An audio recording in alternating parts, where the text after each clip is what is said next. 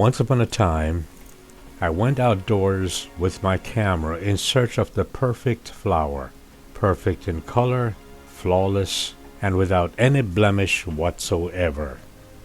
My first error, I think, was in not realizing that the idea of perfection was more in my mind than in reality, which, by the way, is not to say that one cannot find perfection in absolutes.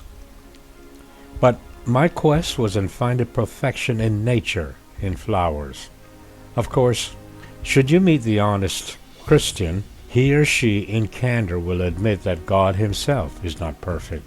Why else, for example, would he have created imperfect people to be like himself? My chat today, however, is not about the absurdities of religion, but about the imperfections in nature. So, I reason, might the imperfections in nature not be a part of a master plan to celebrate uniqueness? Think about it. We're all flawed. We're all imperfect. Those of us who embrace our uniqueness seems to take what may appear as a handicap and use it to excel. I think that is great. So, if my theory is correct, and that there's no perfect person, then are we not all just degrees of imperfections? And if we are, then maybe that is part of the beauty of it all. What do you think? As you look at these examples of imperfections, you do have a choice.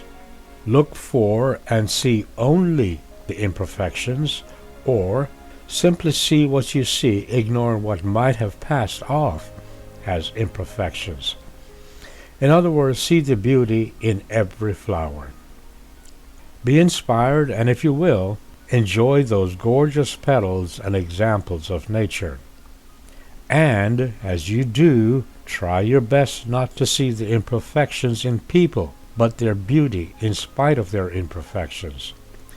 See and admire their uniqueness, and appreciate their accomplishments.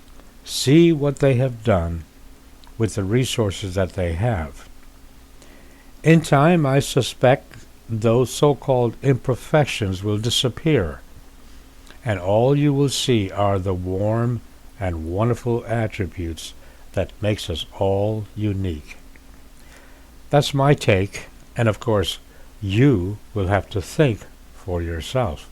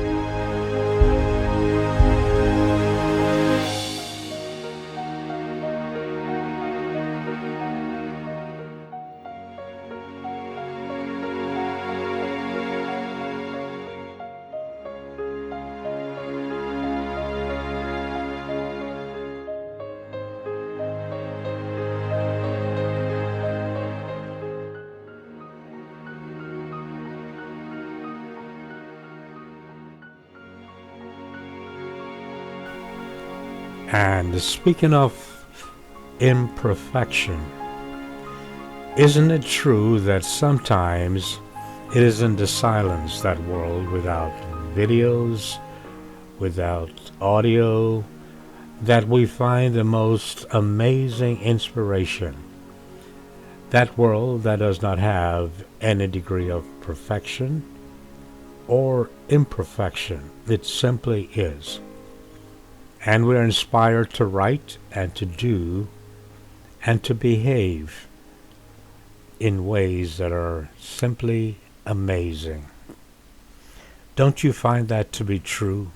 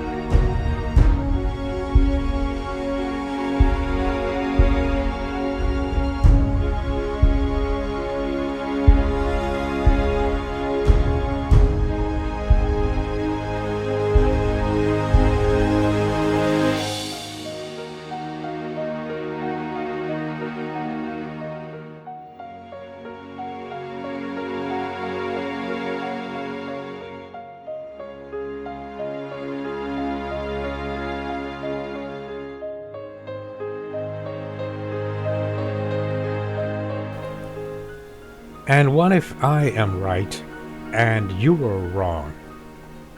Or for that matter, what if you are right and I am wrong? Does that change anything at all, really? Aren't things the way they are and have always been? And in looking back or in looking forward, isn't it our job to be enlightened? In other words, to make the discoveries that are already there without imprinting with our own mythology and or with our own ignorance. After all, if beauty is simply beauty, who are we to argue otherwise?